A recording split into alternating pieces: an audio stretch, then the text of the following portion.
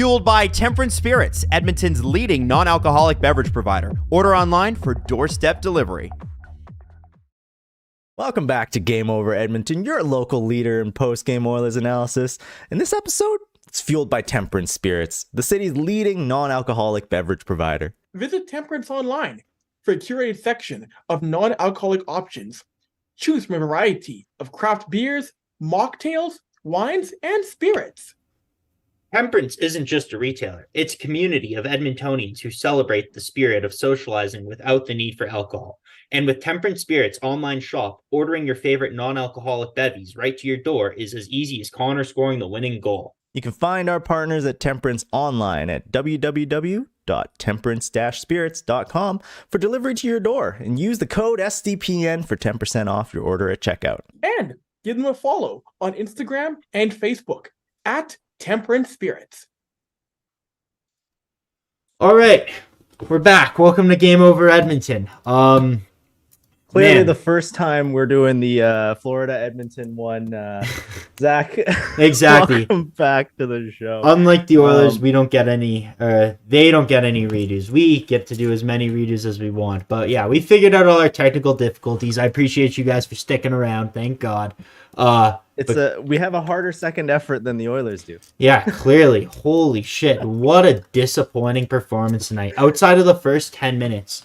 They were so disappointing. Everyone heard everything I had to say off the jump, though. You, my friend, though, everyone just didn't hear anything. So what were your thoughts? Let's do a quick recap, right? Obviously, the Oilers head into Florida after a disappointing game in Tampa. You want to see them come up with a little bit more fight, right? You want to see them come back and try and claw their way through this Florida team that's been doing really well. They're 11-5-1 before this game, and they started really well. I mean, Connor McDavid had 2 goals tonight, and Evander Kane, Calvin Pickard started out awesome. They looked really good.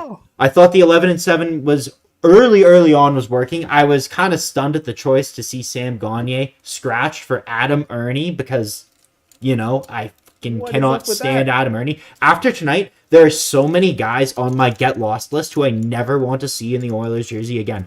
I know we have to go through the game and we'll get into it, but on the Oilers defense currently, Philip Broberg, Brett Kulak, Cody Ceci, Philip Broberg, Brett Kulak, Cody Ceci, Vincent Desharnais, not NHL defensemen. There is no top 10 team in the NHL that any of those 4 guys would crack the top 6 of. They are not NHL defensemen. I cannot watch them kill offensive zone possessions, kill defense, just absolutely brain dead in the defensive zone. And obviously, there is no Oilers defenseman that's safe. Every single one of them. I can't sugarcoat it. I wish I could give some analytical term and analyze it. They all looked like ass. They all fucking sucked. Every single one of them, brain dead. Dumb plays. If you look at, it's 11-7, we're going to have more defensemen rolling. Obviously, you mentioned Gagner getting scratched, which sucks. The fact that Ernie is playing 6:49 a night when you could have just had Sam Gagner on there, maybe reduce Connor Brown's minutes a little bit because he didn't look very good out there tonight. Horrible. And dude, I want to jump all over the place so bad. Every time I hear a name, I think of a different play in a different part of the game. Like Connor Brown. So many what the fuck moments tonight. So many. Why was he, when Hyman got the stupid 10-minute penalty, first of all, or Kane or whatever, where Hyman goes in the box for getting punched in the head by Sam Bennett? I don't understand. Why was Connor Brown the first guy out to replace him on the power play? There's a ton of guys who I would rather see. I was almost at the point where I'd rather see Adam Ernie out there than Connor Brown. I'm so sick of Connor Brown. I get it that he was injured, this, that, he's coming back, getting up to speed.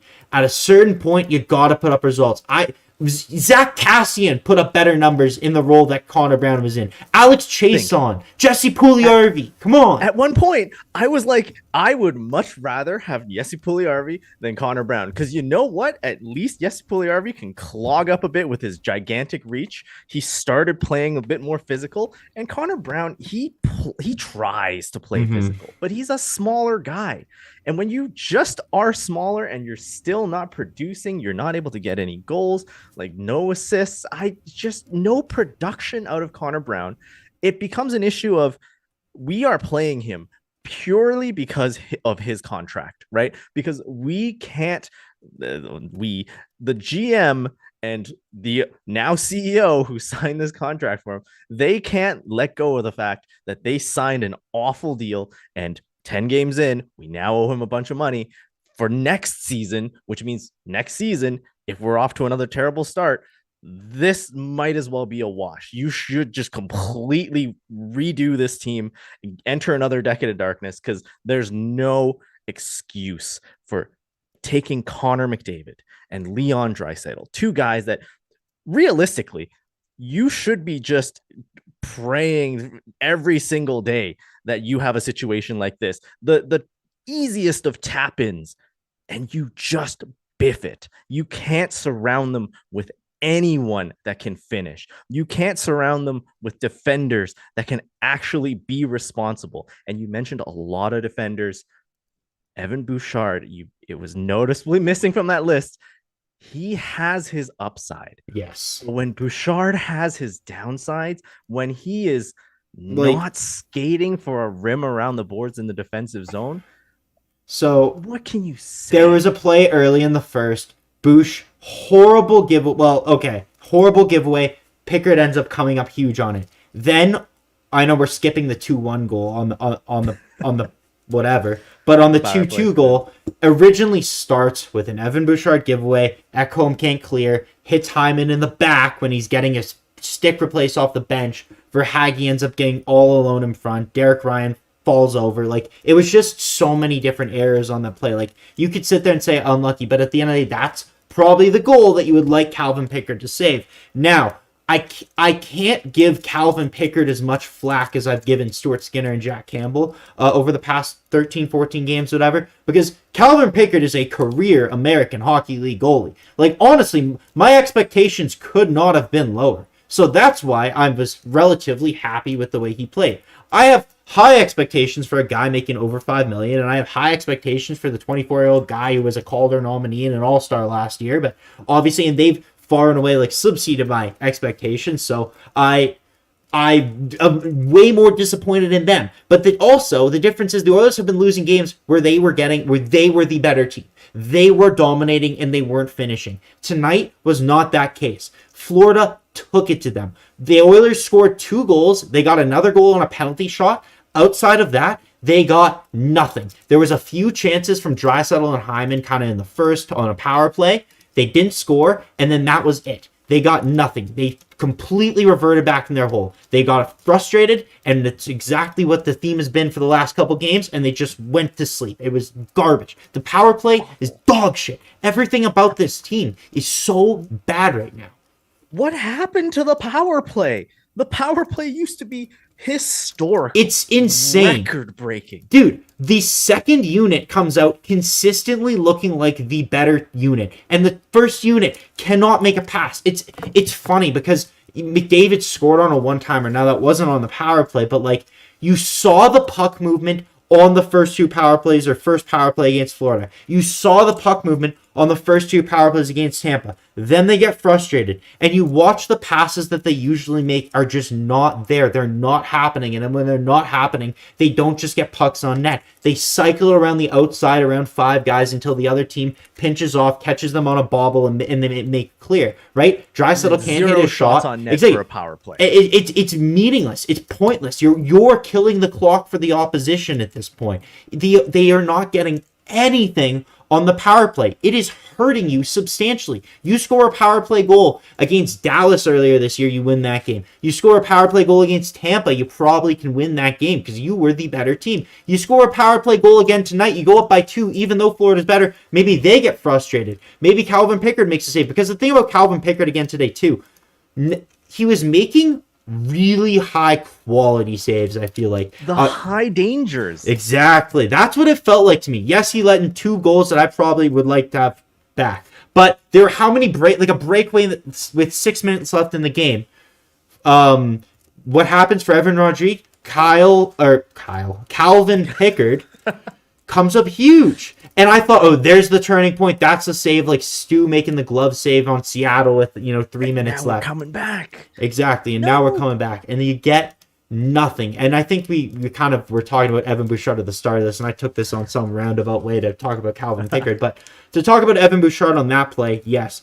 Then, like this whole game, Evan Bouchard then decides what he's going to do is make this play where coming back on the neutral zone, he did this numerous times. I was scared he was going to get called on a penalty, but he'd stand up his man at the red line almost at center ice by cross-checking him, and he would try and knock his guy over. And both times, it resulted in an automatic rush. Now, I think the first time, I think McDavid was able to get back and cover for Bouchard or whatnot, and it you ended up diverting that opportunity for the Panthers. But then on the second goal, what that defense was from Evan Bouchard, that's indefensible. I love Bouchard. You got to be smarter. This is getting ridiculous. Some of the plays that you're making are just like, how?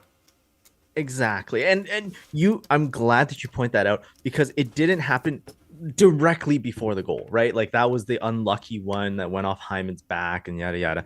But consistently tonight, Bouchard has been bad defensively, just bad. Like there was a play in the second period where he played a puck that was high stick by Florida, and Florida just immediately then rips it across crease, and there's a guy there. Ekholm has to trip him. I can't even remember his name. Is just some dude on Florida. He has to trip Luosterainen? What is his name? I think it's E2 Luosterainen maybe, or Kevin Stenlund, or Ryan Lomberg. I don't know who, but that fourth line was dominating the Oilers tonight. Like, that's embarrassing. Whatever that dude's name was, right? Like, because of Bouchard's play of the puck and then consequently not doing anything with it, Ekholm is forced to take that penalty. Now, it didn't result in a goal against, because you know what? It just went that way. Calvin Pickard had some great saves tonight, but Bouch didn't seem to learn any of the lessons from it. He didn't get a talking to, I guess, on the bench, because very soon afterwards, in the same period, Bouch, like you said, dumped someone at the red line, and then Kulak and Brown scrambled back to cover. Bouch comes back, and now these three Oilers are just staring at the puck watching the whole time, and no one picks up the rebounds. No one is able to clear the net front so that Pickard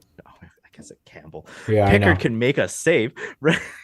Same mistake. It just doesn't make sense. You have three Oilers that are just failing to contain like a handful of guys on Florida. Now, I'm not trying to make excuses, but I noticed a lot of times on the really atrocious, really eye-catching breakdowns in the defensive zone, there were plays where it would end up being someone like, it would be Nurse and Desharnais, it would be Kulak and Bouchard, or Ekholm and Broberg, and you're like, how much of this is on coaching and going with 11-7 tonight, right? And not having that stability, because again, Knobloch talked about stability. The lines, besides outside of like the first game and a half, have been anything but stable. 11-7 is not stable. Then you obviously later in the game you have Kane guy in the box. You're running 10 forwards again. McDavid and Draisaitl are on the ice for every second shift. I saw McDavid, I think, play 24 minutes tonight. You're starting to fatigue him. He's already not healthy. Like, how much of this is fatigue? How much of this is injury? Darnell Nurse 24-35, Draisaitl 25-17. That is genuine insanity right there. This team doesn't have depth. They're completely discombobulated. Every goal that Florida scored, where they had containment of the Oilers in the Oilers zone, they just looked completely discombobulated. No one knew who to cover. I remember earlier with Woodcroft, people would say, "Oh, it's the defensive system. It's the defensive system." Well, what is it now? Like they didn't change the defensive system in the 4 games that Knobloch has been here or whatever now, or 3 games. I don't even know. 4 games. It's just so frustrating to watch these guys in the defensive zone, because this is a night tonight where there were so many glaring defensive mistakes. The Panthers outchanced the Oilers, like high danger outchanced the Oilers 13-4 tonight. This was not close. That's why I don't put it on Skinner. Like, that's why, again, the Oilers could have oh my God, we've said every goalie except for Pickard this game. Just not our night tonight, hey? Just like the Oilers. You can't be you can't be A pluses all the time. And oh my God, yeah, we've got to just say Rodrigue. Next time you talk about him, say Dwayne Rollison. We'll hit the trifecta. Man, I wish Ben Scrivens was better tonight. But yeah, no, holy, there's not really much to say from the forwards, the defense, consistently throughout the game. Just no effort. And one thing that stuck out to me, actually, this is just my final point, and then I'll let you jump into whatever you want to say. But like, the Philadelphia Flyers won their 5th game in a row tonight. Can you name anyone on Philadelphia's second line? Exactly. Like think about it. People. It's effort. So much of this is effort and just having an ounce of puck smarts in your head. Just an ounce. Like, if you know what to do and you go out there and you put in effort, then you have the talent to be good. You teams like Philadelphia have won 5 in a row. You can do it. That's why it's so frustrating. So inexcusable, right? Like, the players are there. You have names that are recognizable. But at the same time, just the way that this team is constructed, and that includes the cap management. Look at the fact that we just can't get any help. If Knobloch wants to bench people, and this is the same for Woody earlier on, you can't. Well, tonight there's a little bit of room now because of injuries. Well, yeah, and even tonight gonna come back. They're 11-7, and the end of the first period, even though Evander Kane scored, Knobloch did bench him, and I saw a lot of people were applauding that decision on Twitter. Evander Kane definitely took way too many penalties tonight. Yeah. You did see, though, after that benching, he came out on the next shift, and he was hammering guys. Three huge hits on that shift on Florida, gets in Tkachuk's head, gets in Tkachuk's drill. And then you end up creating a little bit of momentum, and then the Oilers are able to sustain, even if it's just for a minute, even if it's for 45 seconds, sustain in the offensive zone. You saw flashes of that, but it just wasn't consistent enough. They weren't able to maintain pressure on Florida. They kept falling back. They kept getting discombobulated. Their mistakes kept ending up in the back of their net. It was horrible. And this is like the microcosm of the season, right? The Oilers go up, I think it's tie game, 3-3, right? End of the second. Florida comes down. The Oilers are in the offensive zone. Carter Verhaeghe's stick breaks, goes flying across the ice all the way to the Oilers' blue line. The Florida ends up getting the puck, skates in on a 2-on-1, and the reason it was a 2-on-1 is because Philip Broberg tripped over Carter Verhaeghe's broken stick, ends up giving the Florida an odd man rush, and obviously puts it in the Oilers' net. Yeah, like it was just like that is that's luck. That's something you can attribute fully to luck. Hold on. It is luck on Broberg's part, but I watched that goal and Nico Mikkola scores it. True. A guy whose career, his best year is 3 goals. And that was his 3rd of the season already. Like, he didn't even try to shoot it. Nico Mikkola on that goal didn't shoot it. He was trying to pass it to whoever was cross crease, and it just goes off of like Calvin Pickard's pad, and then he swings it into his own net. Like, that was such a soft one, and it was totally a mistake, totally unlucky on Broberg's part. Yeah, but Pickard, you gotta have that one. Yeah, Nico Mikkola scored 66% of his career high goals in one game tonight against the Edmonton Oilers. Like, yes, bad luck, but it clearly wasn't Jay Woodcroft that was the problem. This is literally the exact same team, like exact same. If you closed your eyes, you could see Jay Woodcroft behind the bench. Him and Chris Knobloch are very, very similar coaches. It does suck that it's not Jay Woodcroft. It feels like you let the team off easy because, again, this is a management problem.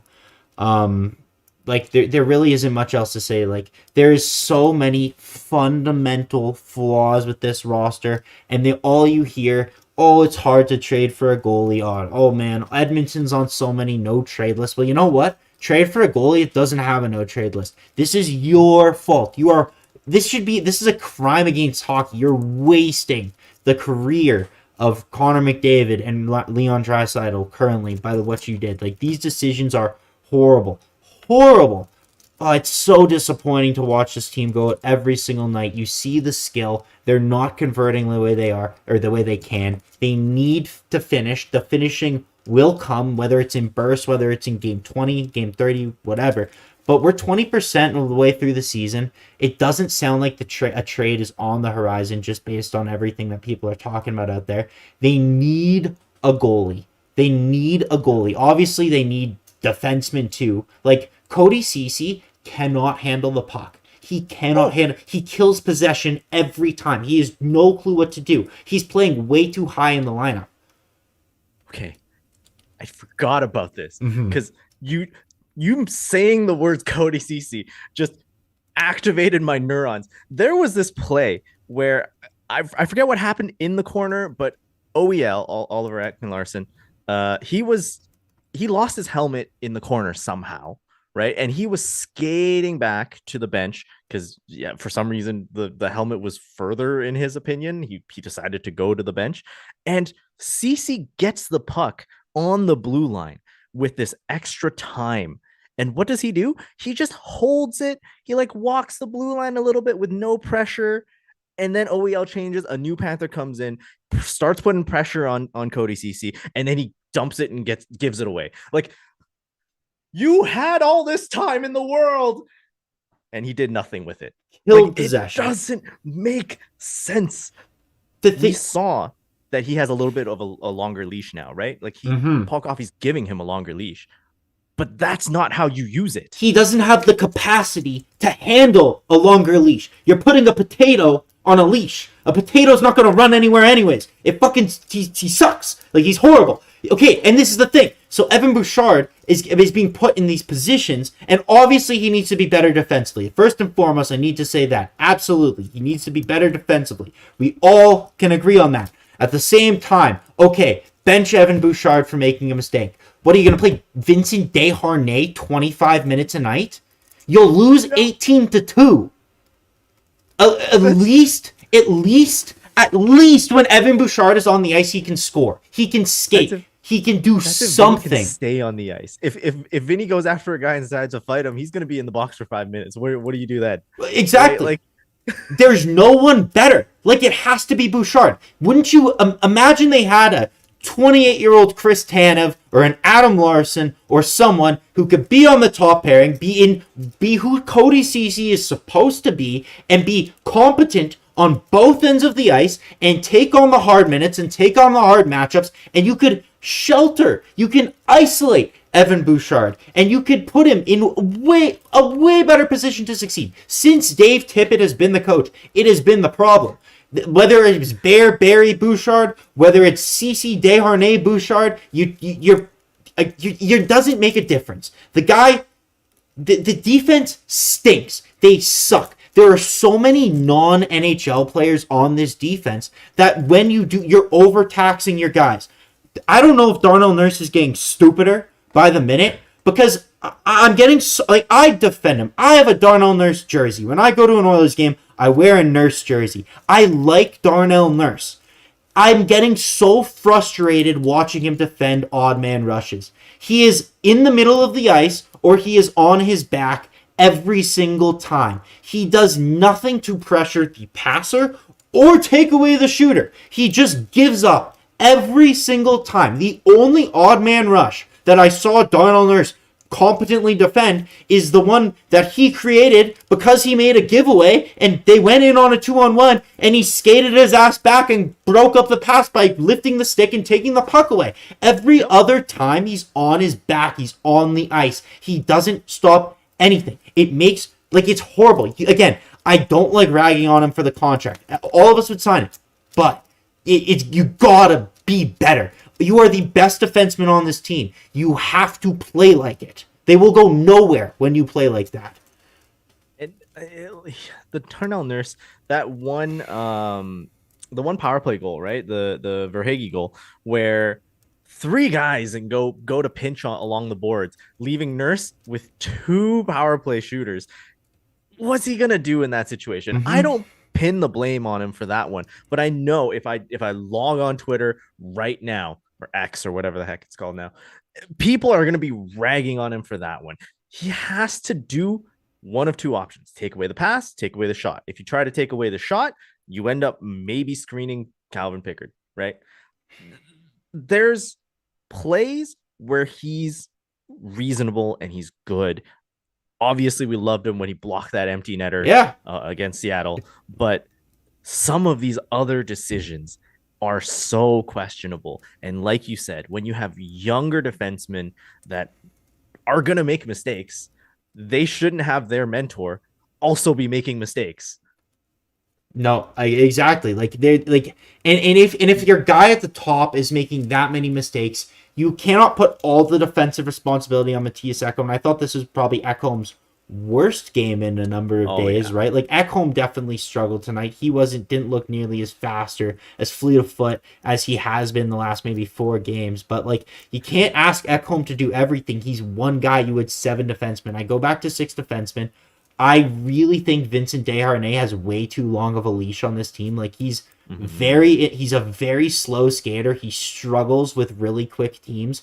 I get it. He's cool. It's cool. He fights, kind of loses a lot of fights for being 6'7". Like, you know, he had teeth on that one. And it's the same thing. We didn't talk about this because we weren't on the broadcast, but like against Tampa, the stupidest time fight, right? Like you killed momentum for your team by losing that and taking that fight. You should have learned your lesson. What was it 2-2 when he fought, or was it 2-0 when he fought? I cannot remember. Honestly, it was so inconsequential of a fight that I was just like, you didn't really build any energy for your team. You didn't really like lose any energy for your team. It was just kind of I don't want to play for 5 minutes. And at the moment when people can do something, because Florida is the team where they get mad and they take it to you and they are chippy and they are dirty. Kevin Stenlund puts the puck in an empty net, or in the net on, I almost said Stuart Skinner, on Calvin Pickard.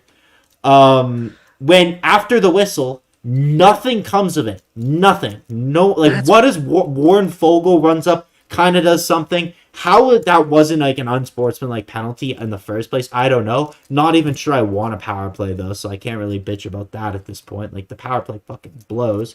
But yeah, like there's just like Florida took it up. Florida made them look like fools tonight. I was thinking tonight, to be honest with you, like I would hate to play Florida in a playoff series. Like I have a lot more after tonight. I feel like I have more respect for the Leafs going through this for 7 games, dealing with this team. Like I would lose my mind. I would end up in the loony bin watching these guys do what they do to the Oilers in a playoff series. I don't really have to worry about the Oilers being in a playoff series this year, so it's okay. You know what? That's a great transition to the presser. I don't know if you meant to do that or not, but let's get into it with the first presser question from Mickinator. Are the playoffs out of reach? In my eyes, like I celebrated too early last time. I'm learning my lesson. I've learned my lesson. After Seattle, I'm not letting myself believe until this team can hit 500, and unless they make a trade, they will not hit 500. I'm going to say that right here. Hope I'm wrong. Probably not. I don't think this team is good enough. I mean, with goaltending being the most precarious situation, it's possible that some goalie, whoever it might be, suddenly flips the script and the entire season is saved. That's possible because it's such a key position. But with the defense being the way that it is, and if they play like this tonight, I don't think they're going to make the playoffs. It's early. It's early. And well, it's getting Dennis. Today is the 20th. It is now. We're now 20% way through the NHL season. Yeah. After it's today, not that early. Like, I'm not saying to count them out. Like, one thing about Oilers fans, we've been waiting for a long time. We can wait a little bit more. Don't lose hope. But it is so monumental that they get a better goaltender or a goaltender that gets really, really hot, and they need to do it quick. Otherwise, it's highly unlikely we're going to get into the playoffs. And let's say they get in. then what? Yeah. You lose to Then LA, what? you lose to Vegas, you lose to Colorado, you lose to Dallas, and you just whittle away, burn another year of this prime and these contracts that you have right now.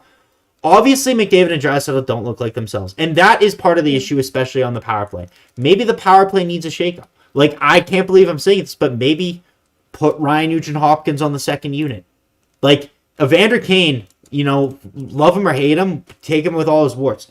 Maybe you put Evander Kane in the Ryan Nugent-Hopkins spot. Now, Evander Kane can't really pass, like, not nearly, nowhere near the level of Ryan Nugent-Hopkins, but, like, you're changing it up. You're getting a different look. There was a power play even late in the game where you saw the difference between this year and last year, and it was the movement. It was McDavid constantly changing spots. He was rotating around the ice. He would pass it to Draisaitl and he would end up in somewhere else. He wasn't just consistently on the half wall on the right side. He was up, he was down, he's at the point, he's behind the net. And that's when the Oilers were getting their best chances. But it comes and it goes. You see it in spurts. And again, we know he's hurt. So other guys need to step up. And then when you have other guys step up, like in Tampa Bay, your goalie just shits the bed and you end up losing anyways, right? Like, there's just so many problems. Like, you need, 3 new defensemen? You need 2 better right shot defensemen, at least a better left shot defenseman. You need a 4th line center. You need better depth forwards. You need a goalie. One name that was brought up by Frank Saravalli was Karel Vejmelka, who actually, that one really, really actually excites me. I really do like the idea of Karel Vejmelka because he's been really good on a really shitty Arizona team for a long time. But no matter what goalie move you do, if you're trying to do it now, you are going to get rinsed, right? So it's either you hope and you pray that something happens and then you get a little bit more bargaining power in a goalie trade, or you just pay. You pay out the wazoo and decide, you know what, we got one more shot at this. Is a valuable first-round pick. This isn't the 28th overall pick. This is the 3rd overall pick right now that you're looking at, right? Like, you have assets. If you're going to run the risk of not protecting it, like, oh, man, that's a disaster waiting to happen. The hockey karma. But is it a disaster? Like, I get getting the 3rd overall pick or 2nd overall pick, when July comes will be cool, and that's a cool thing to have. But, like, outside of last year, because last year was a fluke draft, like Adam Fantilli, Leo Carlson, Connor Bedard, like, that is a amazing top 3. How many 3rd overall picks come into the NHL are impactful right away? Like, Draisaitl, we know Leon Draisaitl is one of the best 3rd overall picks in the last 20 years. And he wasn't impactful till 2 or 3 years after his draft, right? Like 14, 15, 16, he had the 50 points in 70 something games, and then the next year is when he took that really big step. But like, it takes a little bit of time. So you're waiting at, like, that's a pick. I'm on the move side. I used to be someone who would get really upset about thinking about moving players like, in the past, Ethan Bear, Jesse Puljujarvi, whoever, being like, we need those guys. They're good. They're developing. They're young, whatever. I do not care who you move. I'm so, like, this team actually angers me physically. I'm so sick of so many people on this team. I do not care if it's Ryan McLeod. I do not care if it's Dylan Holloway. I do not care. I saw people earlier talking about trading Ryan Nugent-Hopkins. No move clause. That won't work. It's not Doesn't happening. make sense. Like, unless he wants to leave, unless it's that bad, and he's stated how much he loves it here. Yeah, he ain't going anywhere. It doesn't matter if you could get Linus Ullmark for him. He ain't going anywhere. So whatever with that. But yeah, I'm just sick of it. Like, I don't care who gets moved. I don't care what gets moved. You're not gonna hear me bitching about Nova Bay. And at the end of the day, we know that it's not Ken Holland making the decision too. Yep. Right? That's true. It is just unbelievable. Like, the fact that last year we're saying, okay, we've lost to 2 Stanley Cup champions. We gave them some of the hardest runs, not so much in Colorado's year, but in Vegas, we gave them their hardest run in. Afterwards, if you looked at this season, at this point we're in now, it just doesn't make any amount of matter.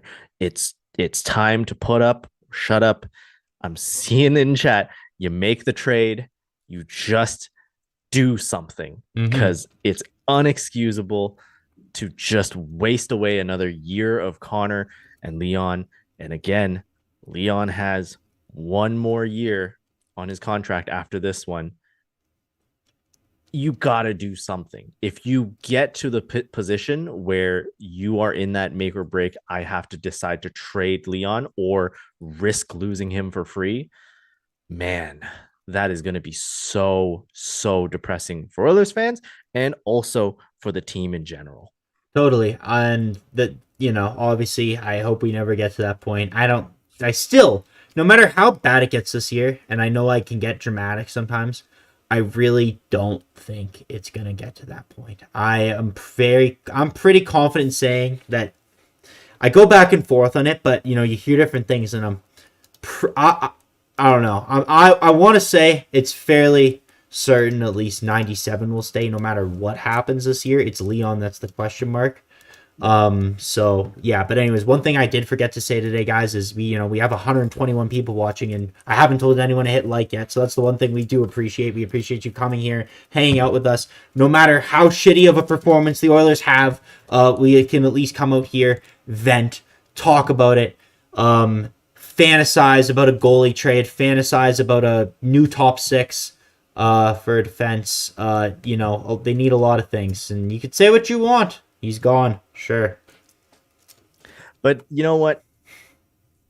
Being an Oiler fan means that you have hope.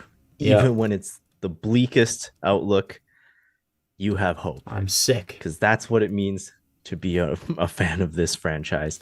I wanted to piggyback on that. I did not look at the live counter at all. So the fact that you said we are over 100 viewers on a night when we had our technical difficulties, when we had a dog shit game by the Oilers, I am so happy that at least we have this community. We're able to keep each other in it. Mental therapy, says Mickinator. This is basically the best we have tonight. Like, I'm hoping we have a better Oilers game to next game. That's Wednesday. It's against Carolina. This road trip just gets longer and longer by the day.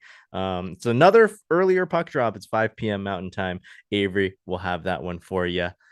Thank you all so much for being here. Zach, where can they find you? You can find me at ZWheel97 on Twitter. And before I ask you, Dennis, I just want to say 44 Dill in the comments brings up the live event on White. Says he has had the time of his life. And you know what? I agree. And next time we have one, we'll announce it way sooner in advance. It'll be a lot of fun. Hope to see everyone else there. But yeah, we're ending it here tonight. This was a rough one. We got to do it for the mental health. But yeah, Dennis, where can they find you? You can find me at Dennis Lee YEG. We're here for the fans. Tweet at us if you need therapy, if you need support.